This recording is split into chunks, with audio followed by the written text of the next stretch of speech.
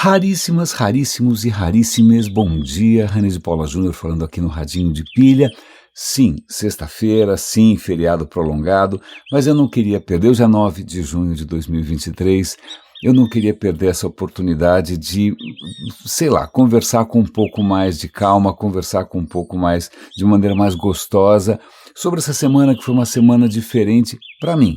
Lógico, diferente para o mundo inteiro sob inúmeros pontos de vista, que é o que a gente vai comentar daqui a pouco, mas diferente para mim.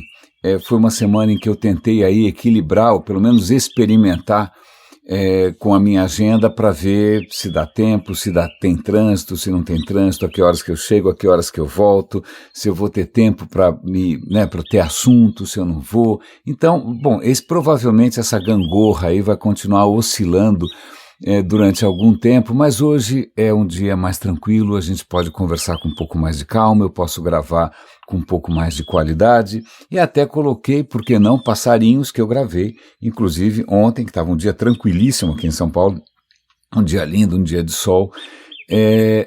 Bom, só para, é lógico, ninguém é obrigado a ter ouvido aqui os episódios anteriores, mas só para fazer aqui uma recapitulação. O que acontece é que na segunda-feira eu comecei num emprego novo, num trabalho novo, algo que já estava praticamente se tornando, sei lá, uma quimera, uma coisa quase que mítica na minha cabeça, porque eu já estava perdendo a esperança de que aos 58, indo para os 59, né, o mercado ainda abrisse espaço, né, mas coisas absolutamente improváveis acontecem, a vida é exatamente isso, não vou falar aqui em milagres, porque eles pressupõem a intervenção caprichosa de alguém que, sei lá, bom, deixa pra lá. Mas coisas improváveis acontecem, encontros, sobretudo através de encontros, através de casualidades, através de conversas, através de abertura para coisas novas, isso sim propicia coisas inesperadas. Foi um pouco o que aconteceu. Na verdade, eu acabei retomando o contato com um velho amigo, uma pessoa que eu admiro bastante, que é o Vitor Popper, que é um empreendedor que eu conheço há 200 anos, a gente chegou até meio conviver ali no tempo que eu trabalhei na Local Web, mas o Vitor lembrou de mim para uma necessidade bastante desafiadora, né, bastante interessante dentro da empresa dele, que é a Loja Integrada. A Loja Integrada, para quem não conhece, é uma plataforma que permite que pessoas comuns ou lojistas criem a sua própria loja online com facilidade. Existem inúmeras outras plataformas, a própria Vtex, acho que a Vtex primeiro, não sei, a gente tem uma relação com a Vtex. Né, a Vtex é gigante, mas a Vtex fizeram um evento agora com 20 mil pessoas em São Paulo. Eu fui num evento da Vtex, uma Vtex Day, faz alguns anos, quando eles trouxeram o Obama. Meu Deus do céu. Né? Pois bem, a Vtex é gigantesca, mas ela foca em grandes empresas. Então, sei lá, a loja da Adidas é Vtex, a loja da Samsung é Vtex. A loja integrada democratiza isso mais, porque torna isso acessível, tem plano gratuito. Eu não vou fazer propaganda aqui, mas é que é um desafio muito interessante, porque coloca a gente diante de uma gigantesca diversidade de cenários. Né? O nosso país é gigante, nosso país é enorme, se anda 3 quarteirões já mudou tudo, né? As necessidades são completamente diferentes, dependendo... Bom, então, veja, estamos agora diante de como atender uma diversidade colossal. E por aí agora eu comecei lá segunda-feira, eu estou ainda me acertando aqui, por sorte é perto aqui de casa e o ambiente está ótimo, e para mim que sempre fui, nunca fui empreendedor, jamais serei empreendedor, não está no meu DNA, admiro quem seja, talvez até pelo fato de ter conhecido verdadeiros empreendedores, eu percebo que eu não sou. É a mesma coisa com quem é comercial, né? Por ter conhecido excelentes vendedores, eu percebo que eu não sou um vendedor. Não é? Eu sempre dependi de emprego, e isso, depois dos 50, começou a ficar um pouco mais improvável. Mas até vou fazer um parêntese aqui. Ontem eu acabei assistindo na Netflix um filme meio especialmente difícil e doloroso, chamado Company Man. Company Man é um filme da década de 2010, se eu não me engano, com Tommy Lee Jones e outros atores legais e tal, que ele mostra uma corporação que está atendendo aos acionistas e está fazendo downsizing, que significa demissões em massa, à torta e à direita, só para valorizar para inflar os números e para as ações subirem, aquela bronha toda de mercado financeiro. E aí o filme me fez... É lógico, eu também já perdi o emprego várias vezes, também já passei por downsizing várias vezes, e o filme ali mostra uma realidade que acho que muita gente nunca não conhece de perto, que é um tipo de serviço prestado por algumas empresas que é chamado em inglês de outplacement, em português de recolocação. São empresas que ajudam os executivos a se recolocar. Então não é impossível que de repente uma corporação qualquer, na hora que demite um executivo, né, o executivo mais alto ali na pirâmide, ela fala, olha, eu vou te dar um pacote que inclui isso, isso e isso, e, sei lá, 6 meses numa empresa de recolocação para eles te ajudarem a recolocar no mercado.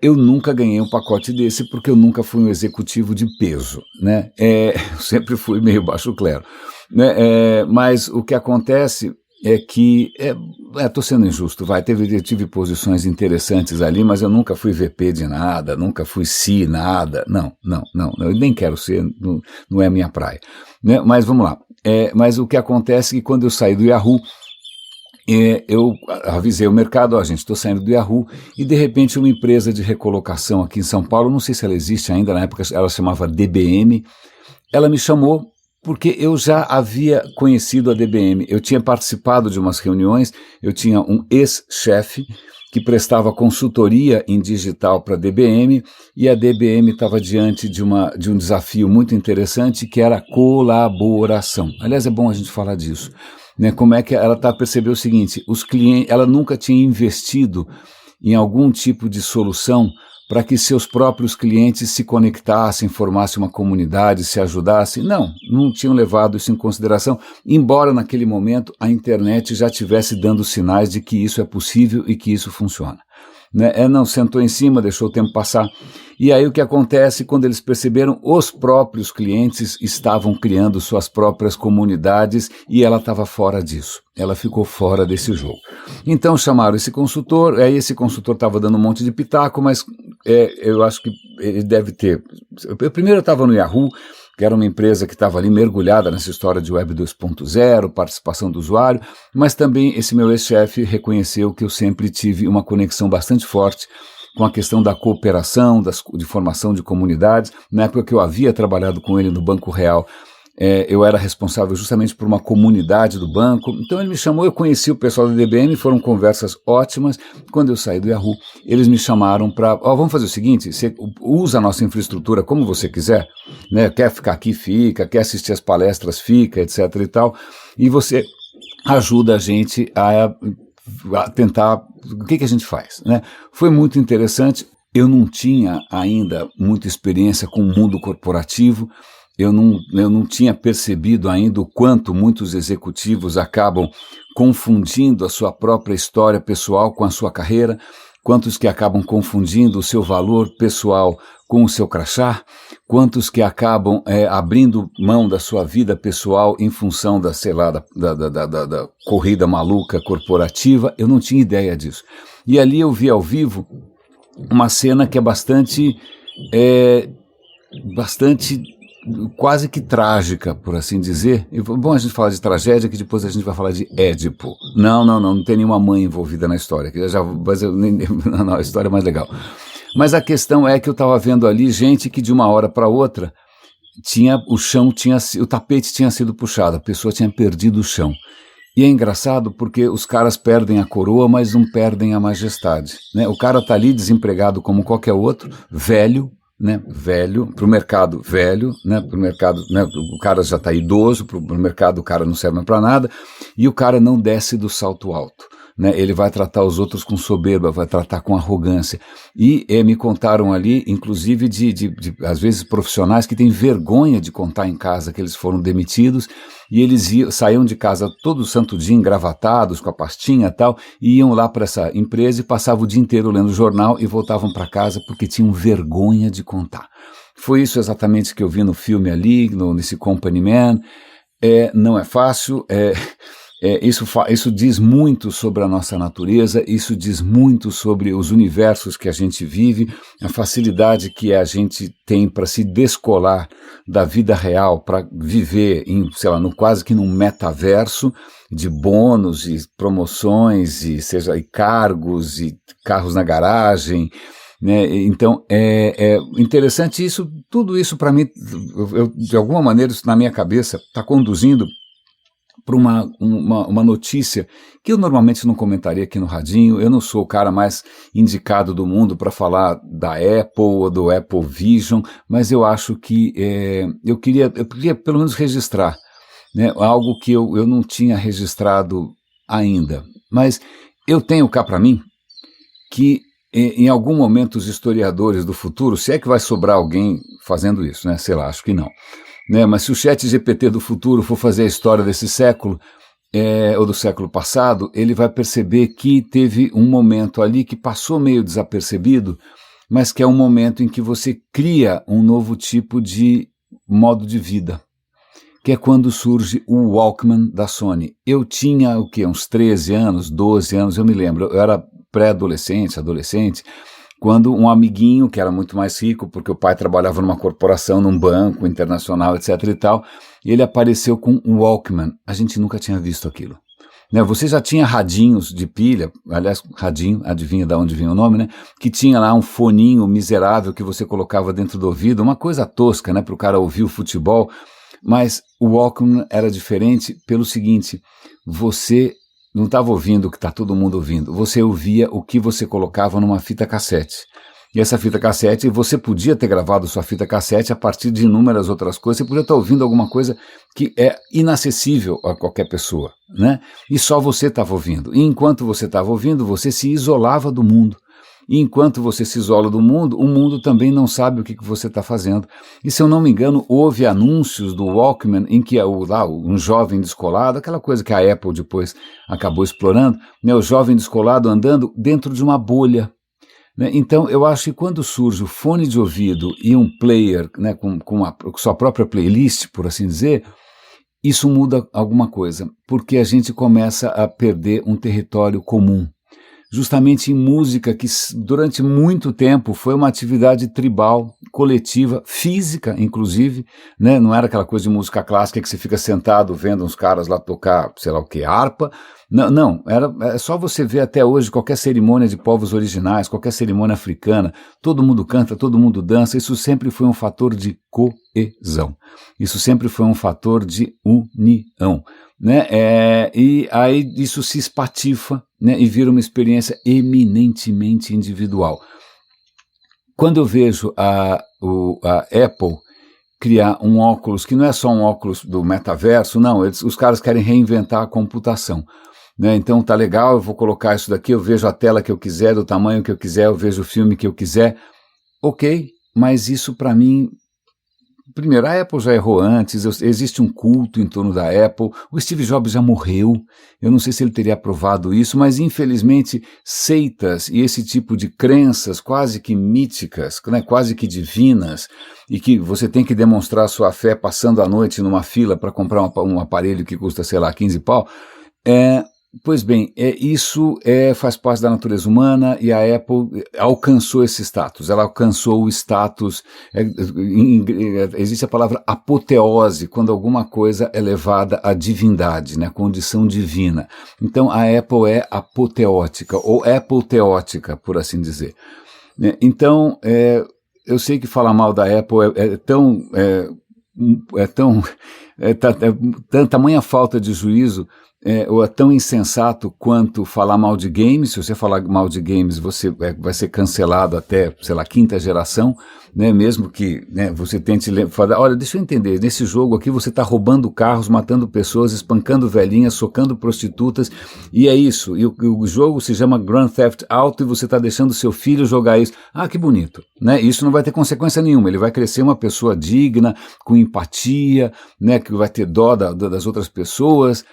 Ok, então falar de game é pedir para fazer inimigo, então deixa para lá, não vou fazer isso. Falar da Apple também é tão arriscado quanto.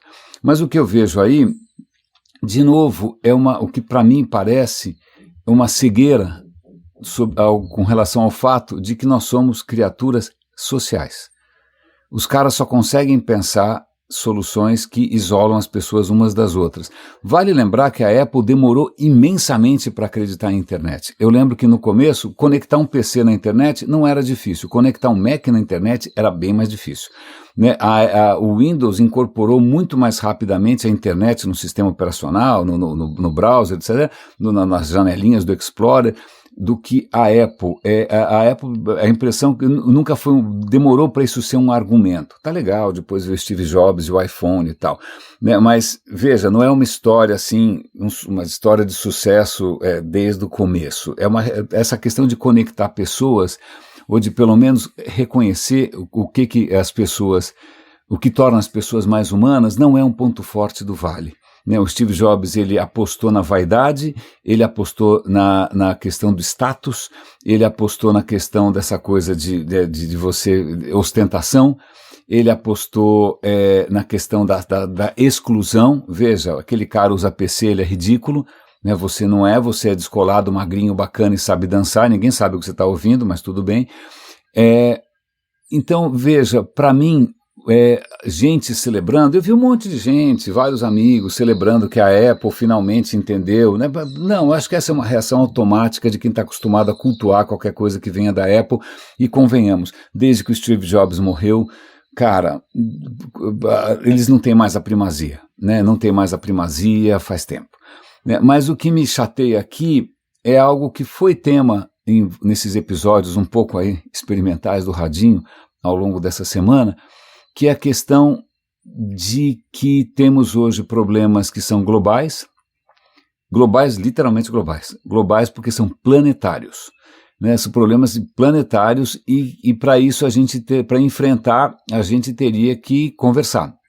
E o que acontece, isso já deixei claro em vários episódios, citando aqui o Yuval Harari, citando Peter Singer, que estamos perdendo a capacidade de conversar. Os países estão retrocedendo para uma agenda completamente tribal, nacionalista, horrorosa. Né? Então a China quer ser China, sei lá quem quer ser não sei quem, a Rússia quer invadir não sei quem lá, né? Vários países não querem saber de imigrantes e sei lá o que a Arábia Saudita faz. Tá muito difícil a gente sentar na mesa. E a gente já conseguiu antes, conquistas muito legais, como por exemplo o Protocolo de Montreal, que conseguiu evitar que a gente morresse de câncer de pele, porque a gente passou a banir qualquer tipo de produto como CFC, essas gás de geladeira, essas coisas todas, porque isso estava provocando um buraco na camada de ozônio. Camada de ozônio significa ultravioleta, ultravioleta significa morte, simples assim. Né? Então a gente conseguiu isso lá atrás. A gente, sei lá, quando veio a Eco 92, aí já começou, já estava meio estranho. Agora ninguém senta na cadeira para conversar, né? E é muito difícil a gente criar um consenso. Aliás, é muito interessante voltar a ter um desafio colaborativo nessa época de pós-pandemia, em parte por causa disso. Quando nem todo mundo está presencial, eu não sei onde as pessoas estão, nem sempre as pessoas estão presenciais ao mesmo tempo. Como é que você consegue colocar todo mundo no mesmo diapasão, vamos chamar assim, numa situação tão completamente dispersa, né? Numa situação tão atomizada? E eu acho que é isso que vem acontecendo. Eu estou divagando aqui completamente. Eu espero que alguém leve isso para a academia, leve isso para algum lugar, porque eu não vou fazer isso, eu sempre vou deixar esse registro incompleto aqui. Mas é o seguinte, quando a gente pensa, vamos pensar na matéria, certo? Certo. Matéria, vamos pensar água, ok, água líquida, certo? Estamos aqui num planeta que está numa distância legal de um Sol que também é um Sol razoável, e a água pode ser líquida. Legal, mas a água também, conforme for, pode ser gelo, ela pode virar vapor. Muda bastante, né? Vapor não tem nada. Se você dissesse que vapor e gelo era a mesma coisa, não é a coisa mais intuitiva do mundo. Mas, em suma, né?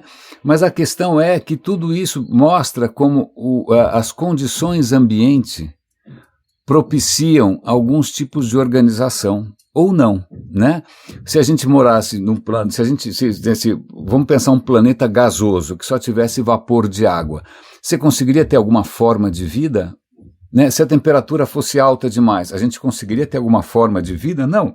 As moléculas são todas muito delicadas, os processos são muito delicados. Aliás, as plantas fazem fotossíntese ali meio no limite, porque um pouquinho, se ela quiser forçar um pouquinho mais a barra, a química toda não funciona mais. Então tudo depende de condições muito delicadas para que os átomos virem moléculas, as moléculas virem eventualmente aminoácidos e elas eventualmente virem proteínas, e isso tudo funciona, e se você subir um pouco mais a temperatura ou baixar um pouco mais a temperatura, acabou, não é mesmo? E o que está acontecendo com a gente, a impressão que eu tenho, é que ao longo dos últimos séculos a gente conseguiu construir instituições, ou pelo menos modos, né, de cooperar, que são praticamente castelos de cartas, né, muito delicados, muito sensíveis, colaboração internacional, academia, ciência, né, papers, peer review, universidade, você vai construindo ali um castelo de cartas. Mas o que a gente tem feito de uns tempos para cá é sacudido a mesa. Então, se a mesa sacode sem parar, que castelo que você consegue, o que você consegue empilhar? Você vai ficar com cartas soltas de baralho, né? Cartas soltas que não conseguem se articular. Então, veja, a gente está, por inúmeras circunstâncias, diminuindo a nossa capacidade de articulação porque tem gente ganhando dinheiro. Antes a gente poderia, sei lá, se alguém aqui tiver alguma coisa mais de esquerda paranoica, dizer que o capitalismo, blá, blá, blá. Não, eu acho que é pior do que isso. Né? Você tem muita gente, sim, conquistando status e poder, tanto na esquerda quanto à direita, justamente nos desmobilizando, né? Desestruturando qualquer possibilidade da gente se organizar e da gente conseguir fazer alguma coisa juntos. Então, para essas empresas todas, para esses governos todos, nós somos cidadãos individuais consumidores. Acabou. Entendeu? Acabou. Então, isso sou eu divagando aqui. A minha tese aqui é que a gente está mudando as variáveis do ambiente e a gente não consegue mais estruturar coisas mais ambiciosas. A gente está voltando para uma coisa que é quase plasma. Essa é a minha tese aqui. E aí eu vou pegar carona nisso, porque vou dar aqui vários artigos sobre a vinda ou a chegada do El Niño. El Niño é um fenômeno periódico, cíclico, que acontece ali no Pacífico, em que a água quente, é uma coisa que envolve água quente para cá, água quente para lá, sei lá, acho que vem mais água quente, bom, eu sei que isso muda tudo. Né, você tem Laninha, que a água, vem mais água fria do que água quente, eu não sei detalhe, desculpe, né, eu não sou ChatGPT, não sou uma enciclopédia, mas Laninha esfria, isso também tem impacto no ciclo de chuvas. Agora o El Niño esquenta, isso tem impacto nas correntes aéreas e nas chuvas e etc e tal. Então, provavelmente, os próximos anos, se esse El Niño for tão intenso quanto a gente está imaginando, vão ser digamos, turbulentos. Aliás, é até interessante a palavra turbulenta, porque cientistas estão percebendo que com o aquecimento global, os voos de avião estão se tornando mais turbulentos. Ou as situações de turbulência, não sei se alguém já passou por isso, eu nunca passei por nenhuma turbulência daquelas de fazer xixi na calça, por sorte, né? Mas acho que com muita gente aqui já bateu a cabeça no teto, sei lá, né? Mas a turbulência, que é uma coisa assustadora, né? Você não tem nada a fazer quando tem turbulência, ela está se tornando mais frequente porque a atmosfera está mais indócil, tá bom? Então isso até é uma boa metáfora, né? Os nossos voos vão ser mais, o avião não necessariamente vai cair, né, mas o avião consegue decolar, talvez consiga pousar, mas a questão é o futuro da humanidade, pelo menos a curto prazo, está mais turbulento. E é interessante porque tem um artigo da New Scientist aqui, justamente sobre esse aquecimento global, 1,5 graus centígrados, né, 1,5 graus Celsius, o que isso quer dizer, e aí eles vão dando várias dessas questões, o mar vai subir, as geleiras vão derreter, essas coisas que, na verdade, para o cidadão que está usando o Apple Vision Pro, né, o que está com fone da Sony ou da Bose, né, que com isolamento de ruído, o cara vai conseguir abstrair enquanto tiver sinal, não é? Mas A questão é, essas mudanças graduais e provavelmente irreversíveis, né, essas não comovem tanto, mas o que está acontecendo agora é a turbulência vai aumentar. E turbulência significa períodos de seca prolongada, e aí para um período de seca prolongada, tudo bem, é só uma seca. Não, mas se ela durar um pouco mais do que o normal, as pessoas não têm o que beber, as pessoas não têm o que comer. Né? E aí essa gangorra, o que a gente está fazendo é transformar uma gangorra de parquinho, em que as crianças sentam e ficam ali na gangorra para lá e para cá, está virando uma catapulta, né? A criança sai voando e se esborracha em cima do sei lá do quê, né? Do escorregador. A questão é essa, né? Além dessa tendência que em média o mar vai subir, o problema não é só a média, o problema é a gangorra. O problema é a gangorra e a gente já anunciou isso aqui, a gente vem anunciando isso faz tempo. Você tem a Espanha já produzindo metade do azeite que ela produz, o Uruguai está numa situação não ia falar na lama não, porque a lama é molhada, então é menos que lama, é areia. A Argentina também, que é um gigante da produção de alimentos. O Brasil, a economia do Brasil tem dependido fortemente do agronegócio. Se isso afetar o nosso agronegócio, como é que a coisa fica? Então, a questão é, meus caros, a gangorra só vai acelerar e os extremos vão ficar cada vez piores. E não é só mais uma questão da tendência da média, não, o problema é como é que você faz com uma cidade como São Paulo, como qualquer outra, ou como Nova York, que de uma hora para outra o ar está irrespirável. Agradeço o Thomas Chick por ter mandado algumas imagens, porque o Canadá está em chamas. O Canadá está em chamas, mas tudo bem, tem ninguém, sei lá, está queimando floresta no Canadá, não tem ninguém. Mais ou menos porque agora a fumaça torna a atmosfera da costa leste, depois Washington, desse negócio daqui a pouco está chegando na Noruega, irrespirável. Né? E aí isso, ok, vai passar, mas e o estrago que isso faz? E a gente continua se isolando em experiências pessoais, em playlists do Spotify, em, sei lá, encontros no Tinder e seja lá, ou jogando online contra não sei quem no metaverso, e a gente não consegue sentar para conversar. Né? Essa história de a gente conseguir juntos trazer pessoas diferentes para construir uma solução nova que mude, sei lá, que melhore a vida de todo mundo. Aliás, esse é meu desafio profissional agora. Esse é o retrato do que eu tenho, que eu fui chamado para fazer lá na loja integrada, e é muito interessante. Agora eu lembrei porque eu estava lembrando do outplacement e da recolocação. Porque num certo momento, eu não estava seguindo o processo, eles têm um processinho ali que é para o executivo entrar no LinkedIn, muitos não estavam no LinkedIn porque o cara achou que o emprego dele ia durar para sempre, para o cara refazer o currículo dele, porque ele não tinha nenhum currículo, né, para ele tingir o cabelo para ficar mais sexy para o recrutador, né, todo um processo ali de palestra. Eu não estou brincando, tinha teatrinho para ensinar as pessoas a participar de uma entrevista. Porque imagina, o cara é diretor a vida inteira, 30 anos, sei lá, da Cosipa, Vale do Rio Doce, sei lá, essas empresas, né, que parece uma coisa faraônica. O cara de uma hora para outra, ele é simplesmente mais alguém numa entrevista de emprego. Ele tem que descer do salto alto. Então tinha isso, tinha teatrinho. Né? Então eu não participei disso, eu estava ali meio flutuando nessa história toda, estava meio fluindo entre essas coisas, não estava querendo pagar mico, não é? Mas eles me atribuíram ali um dos consultores, um dos coaches, que era uma pessoa absolutamente queridíssima, o Consistré, genial, e chegou num certo momento em que o Consistré falou para mim, falei, cara, é o seguinte, temos um problema aqui, eu não sei como te ajudar. Eu falei, como assim? Ele falou, não, porque aqui, querendo ou não, o que a gente faz é Lego. É Lego. Então, a empresa precisa de uma pecinha azul, né, com 3 buraquinhos. E aí a gente vai procurar essa pecinha azul com 3 buraquinhos. Né? Não, aqui a gente precisa, a gente tem 4 buraquinhos em L, você tem aí alguma peça que encaixa em 4 buraquinhos? Ou seja, as vagas vêm formatadas. As vagas vêm para funções, olha, eu preciso de um diretor regional de vendas, eu preciso de um desenvolvedor, falei qualquer coisa, Python, eu preciso de alguém que ainda lembre como é que escreve em COBOL. O seu problema é que se alguém for contratar você, não é por causa de um cargo, é porque é você se tornou uma coisa autoral, você se tornou alguma coisa que não é feita em série. Se alguém chamou você, é por você, né? Ok, você não sabe, você fica lisonjeado, se sente um absoluto freak, né? Mas isso foi realmente o retrato do que aconteceu nos últimos praticamente 20 anos. Né, nos últimos 15 anos, pelo menos, tem sido mais ou menos isso. Não é que abriu uma vaga de... Fala aí qualquer coisa, vai. Líder de... Não.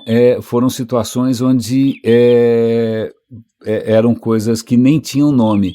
Né? Aliás, faz um bom tempo já que eu tenho uma dificuldade gigante em dizer qual é meu cargo. Né? Muitas vezes a gente inventa um cargo, inventa um nome, inventa seja o que for, né, só para ter algum rótulo, só para a gente colocar no LinkedIn.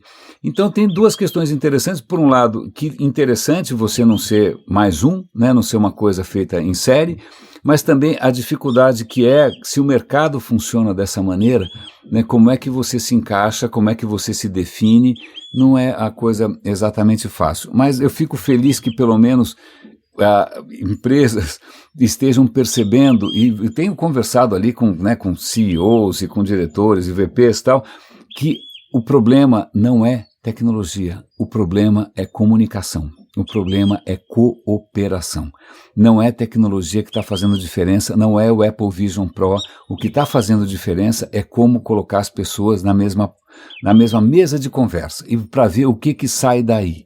Né? Essa é a grande dificuldade para absolutamente todos nós. O que mais que eu tenho para comentar com vocês? Vamos contar algumas histórias de louco. Eu avancei um pouco mais naquele livro que eu estou ouvindo sobre os franco-maçons. E essa história é muito curiosa, porque eu sempre fico fascinado com a capacidade que a gente tem de criar mundos imaginários e passar a viver num mundo que foi inventado por alguém e isso praticamente ganha vida própria, certo? Certo. Né? Ou você acha que existe alguma coisa chamada Corinthians ou Palmeiras ou Brasil? Não, veja, você está torcendo, sofrendo, quase morrendo, por causa do que mesmo? Né? São aqueles jogadores, aqueles são seus amigos? Não, eles foram contratados por um... Mas o diretor é o mesmo? Também não. O que é o mesmo? O logo, a cor, o nome? Não, a gente abraça essas construções completamente fictícias e elas são a nossa realidade. Né? Nós somos criaturas que vivemos em alucinações estruturadas.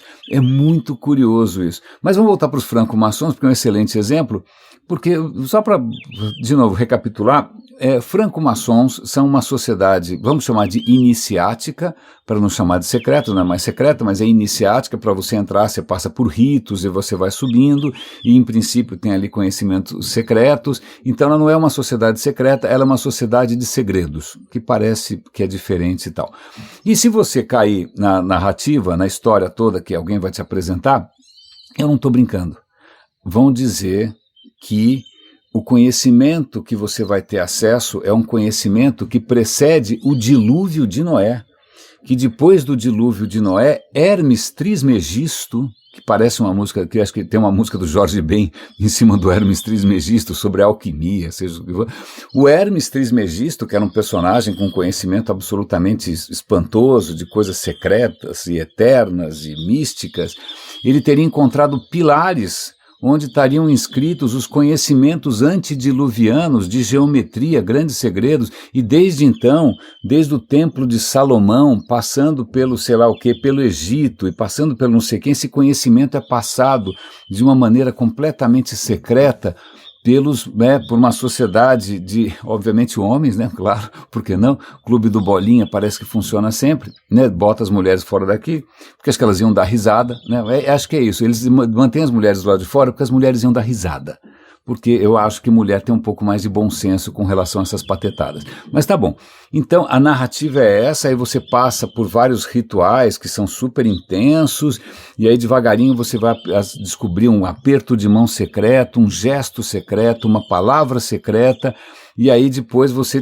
tem que prometer que você não vai contar essas coisas secretas, porque senão você vai morrer de uma maneira inominável, de uma maneira escabrosa, né? E aí se faz essa patetada toda, mas na verdade você está ali por causa do quê? Conexões, cooperação, colaboração, você está tendo acesso, você está pertencendo. De novo é isso, a essência humana é isso, é pertencimento, é conexão.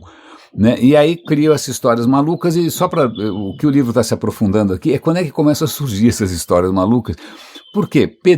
Maçom quer dizer pedreiro, tanto que em inglês chama stone mason, é o cara que faz coisas de pedra. Coisas de pedra sempre foram exceção. Né? Você construía, sei lá, uma cidade medieval, tudo era feito de pau a pique, pedra, estrume, sei lá o que, palha, sei lá o que, feno. Né? Agora, uma fortificação, ok, é pedra. Uma catedral é pedra. Então, quando a gente vai visitar a Europa e ficar vendo castelos e catedrais, você fica achando que todo mundo vivia assim? Não, aquilo é o que sobrou porque era de pedra. O resto simplesmente virou fumaça, né, porque era feito de alguma coisa perecível. Não é? Então, lógico, havia pedreiros, havia conhecimentos específicos, catedrais, então nem se comenta, o cara precisava ter uma série de conhecimentos, então havia ali uma categoria e tal. Mas o que acontece é que na Escócia, tudo começa na Escócia. Você tem um rei novo, você tem umas guerras religiosas insanas, os caras estão há 100 anos lá, protestantes contra católicos, essa bagunça toda. E aí o que acontece é que um primeiro-ministro, um braço direito do rei Jaime, não sei quem, ele resolve chamar lá, o rei queria fazer uma onda de construções, né, o momento Odebrecht da escocês, e aí ele chama lá os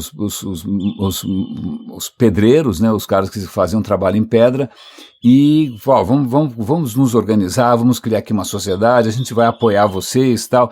Isso começa por razões bastante práticas, né? Mas aí ele, para puxar um pouco o saco, ele começa a incentivar essa coisa secreta e ele começa também a misturar isso com o conhecimento que, imagina, isso é Renascimento, é 1600, né? Ele está começando a misturar isso com conhecimentos gregos, egípcios, geometria, Euclides, né? A igreja deixa um pouco de lado deixa um pouco de lado a coisa católica e vamos resgatar o saber da antiguidade e vão resgatar inclusive uma figura que é importantíssima. Vocês já viram aquele desenho do Leonardo da Vinci, que é um homem com as pernas abertas, assim, com os braços abertos? Aquilo é o homem vitruviano. Por que o Da Vinci fez um homem com as pernas abertas? Aqui parece que o cara vai... O que ele vai fazer? É porque Vitrúvio era um arquiteto... A palavra é essa, é arquiteto. Vitrúvio era um arquiteto romano, na época ali de César, importantíssimo, ele ajudava a fazer máquinas de guerra, etc. Aquilo que o Da Vinci acabou sendo mais para frente, né? Mas ele fez um livro com todos os princípios, né, do que ele chamava arquitetura, do padrão de medidas, que o arquiteto devia ser um cara que conhecia várias disciplinas, etc. e tal, geometria, etc. Só que esse livro, as ilustrações se perderam. Então o Vitrúvio, num certo momento no livro, ele propõe que existe sim uma maneira de você colocar o corpo humano no quadrado, no círculo, e ninguém nunca tinha conseguido fazer isso. E aí o Da Vinci finalmente conseguiu. O que ele fez? Ele fez o cara abrir as pernas, estender os braços, e você fez o círculo e o quadrado não terem o mesmo centro. Esse é o truque do Da Vinci. Ele estava tentando responder a uma ilustração do Vitrúvio que estava desaparecida há 1500 anos, certo? Certo. Então tá bom, Vitrúvio, importantíssimo, e aí vem essa noção de arquiteto. O arquiteto é mais do que um construtor, né? O arquiteto tem conhecimentos exclusivos. Então esse cara escocês, ele vem com essa história ele se autodenomina arquiteto, né, na Escócia, beleza, na época não tinha CREA, não tinha nada. E aí ele se autodenomina arquiteto e vem essa história de que, vamos evitar falar de religião porque está dando muito pau, vamos esquecer catolicismo, não, esquece, islamismo, esquece, vamos falar que existe o grande arquiteto do universo, é daí que vem essa expressão, né, o grande arquiteto do universo. O símbolo dos caras é um esquadro, é um transferidor, são esses instrumentos de quem constrói, né? Mas o que acontece é que isso começa a fazer um certo sucesso, isso acaba indo para a Inglaterra. Na Inglaterra isso perde a conexão com essa questão do cara ser pedreiro, não ser pedreiro. Eles começam a abrir espaço para pessoas que não são pedreiras para participar. Vale lembrar que franco-maçom vem do inglês Freemason. Freemason é o cara que trabalha, porque quando você está numa construção, tem o cara que só bota uma pedra em cima da outra, tá bom? Esse aí não é chique. Quem é chique é quem trabalha a pedra solta. Então quem trabalha a pedra solta, ou a pedra que está free, não é que ele é free, não, ele não é free, quem é free é a pedra, né? Quem trabalha a pedra solta, esse é o cara bacana, esse cara que precisa ter um talento extraordinário, porque botar bergamassa e empilhar, qualquer idiota faz. Mas então, daí que vem o Freemason, daí que vem o franco-maçom, porque ele trabalhava pedra livre. Mas essa exigência desaparece, começa a entrar uns bacanas ali, e a coisa vai embora, tal. Mas o que é muito interessante, o livro, eu ainda estou no meio do livro. No meio não, no comecinho.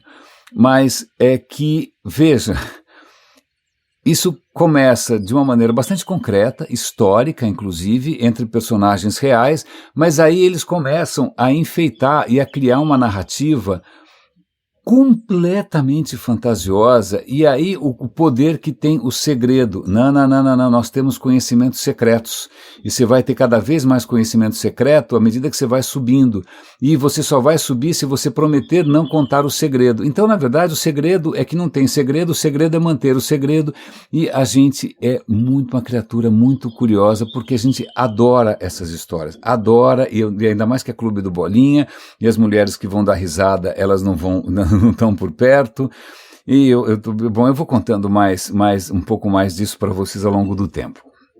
Eu acho que meio para encerrar esse episódio de hoje, de sexta-feira, não vou sacrificar o tempo familiar de vocês, o lazer de vocês, está um dia lindo lá fora, né? Vocês provavelmente vão estar me ouvindo num fone de ouvido parecido com o Walkman também, ninguém vai saber que vocês estão ouvindo o radinho. Pois bem, eu vou comentar com vocês uma descoberta que muda a percepção do mundo à nossa volta. Os cientistas estão, sobretudo os biólogos, os caras estão falando, cara, nossa, a cortina se abriu e agora a gente está vendo a vida de outra maneira. Como assim, cara pálida? Vamos imaginar que você vá passear no parque do Ibirapuera, né, no parque não sei de onde, no meio das árvores, um bosque, uma floresta, por que não? Né, e você está olhando à sua volta, o quê? Árvores são o quê? Bom, madeira, são colunas de madeira. Né, são colunas de, sei lá do que, né, lignina, não sei. O que esses cientistas estão percebendo é o seguinte, que a vida, inúmeras formas de vida, a forma que elas têm, ela só é possível por causa da água. Porque a água que preenche, a água que fornece, que acaba favorecendo a criação de uma estrutura. Então, quando você olhar uma árvore, não veja aquilo como um monte de madeira ou de átomos de carbono, ou seja, não, celulose, não, aquilo é uma coluna de água. É uma coluna de água que ajudou a matéria orgânica, ajudou as moléculas, as proteínas a se estruturarem de uma certa maneira, tanto que eles estão chamando agora essas formas de sólidos hidratados, porque a água impõe forma, a água impõe um certo tipo de funcionamento.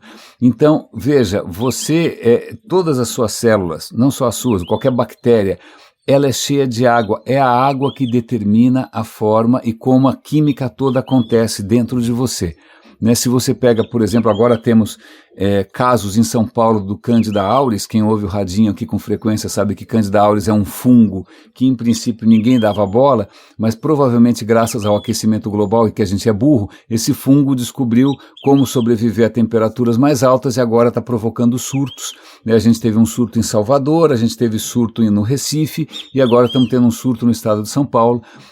Acho que o maior surto foi no Recife, foram 48 pessoas infectadas. Aqui em São Paulo a coisa ainda está meio começando, né? Veja só, né? Mas o problema de fungo é que além dele ser muito resistente, o fungo se reproduz por esporos. Esporos enquanto passa esse avião sobre a nossa cabeça, não espero que sem turbulência, o fungo, ele gera esporos, os esporos é praticamente um funguinho desidratado que quando ele encontra a água estrutura e faz ele renascer, não é? Veja, os caras estão até estudando, isso é muito interessante, para você tentar equacionar como que uma bactéria se estrutura, como que uma forma de vida se estrutura, como que um esporo se estrutura, a física era complicadíssima, as equações eram o caos, os caras sofriam, você precisava de um supercomputador para entender como é que um esporo funciona.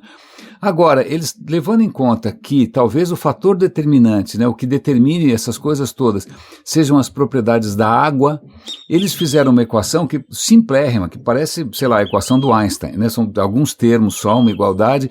Eles perceberam que com uma equação muito simples, que leva em conta a influência que a água tem na maneira como as coisas se estruturam, você explica uma quantidade gigantesca de coisas.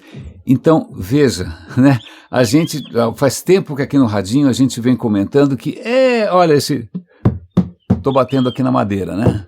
Você fala, ela é sólida. Não, ela não é sólida, ela é completamente, ela é só vazio, você tem assim partículas a uma distância simplesmente descomunal, né? Ela é praticamente vazia, a minha mão bate na madeira e não atravessa, por questão de forças elétricas. É simplesmente a eletricidade, né, os campos elétricos ali, que dão essa impressão que as coisas sejam sólidas. Então, agora, veja que interessante, a vida, além desses fenômenos elétricos, a gente comentou aqui essa semana, né, as suas mitocôndrias dentro de você, se você estender, dava vários campos de futebol, com um potencial elétrico ali de milhões de volts, girando moléculas a centenas de rotações por minuto. Pois bem, além disso, além de toda essa coisa absolutamente mágica, né, que é feita pela física e pela química, a água é o que nos dá forma. Nós vivemos num mundo que é um desdobramento das propriedades da água. Eu não vou cantar aqui a música do Guilherme Arantes, pelo amor de Deus, eu sou desafinado, a música também é meio sem graça, mas eu acho isso, veja, os cientistas estão deslumbrados, né? Essa constatação está fazendo com que eles vejam as coisas de outra maneira. Eles estão conseguindo equacionar e fazer previsões com muito mais facilidade do que antes, né? E isso, veja, de novo, a gente enxerga árvores. Árvores parecem coisas isoladas, e a gente já vem falando aqui que quando você vê uma floresta, você não está vendo um monte de espeto de pau, né? Essas coisas estão conectadas, elas conversam entre si. Você tem debaixo da terra praticamente uma internet de fungos e trocas e bactérias. Aquilo é quase que é uma coisa complexa em que tudo depende de tudo. E agora a gente descobriu também que isso, na verdade, são maneiras que a água propicia da matéria se organizar de inúmeras maneiras. E veja, de novo, as coisas estão mais conectadas do que a gente imagina, porque a gente alucina e fica achando que, eu nem sei, né? Mas felizmente existem maneiras colaborativas da gente ultrapassar as nossas próprias limitações da percepção e conseguir enxergar o mundo com novos olhos. E espero que seja isso que o Radinho venha fazendo ao longo de todos esses anos, 1.600 e tantos episódios, e que a gente continue mantendo essa conversa de pé. Então eu agradeço aqui as raríssimas de todo o Brasil e fora do Brasil que contribuem, que dão dicas, que dão feedbacks, que colaboram no coffee.com lá com o café mensal. Muito obrigado, eu fico feliz que a gente continue aqui juntos. Aproveitem o feriado, um grande abraço e até segunda-feira.